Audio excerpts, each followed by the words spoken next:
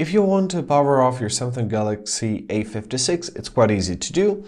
So there are different methods of doing this, and we will go through all of them. Let's locate the first one. So we are to locate our power button.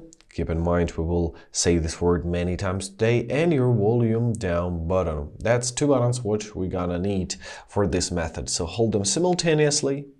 You'll get this power off menu. Simply press power off and you are done. Great. Let's go to the next method. The next method is going to be to open up our settings, scroll down to our advanced features tab and locate your side button.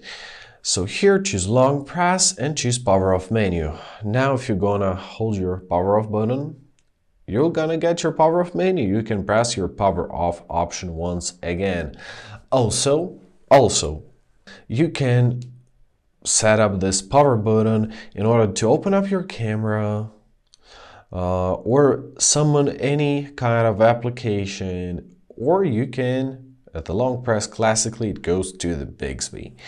And basically that's it. I hope this video was helpful. Thank you so much for watching. Have a great day and please consider subscribing to our channel.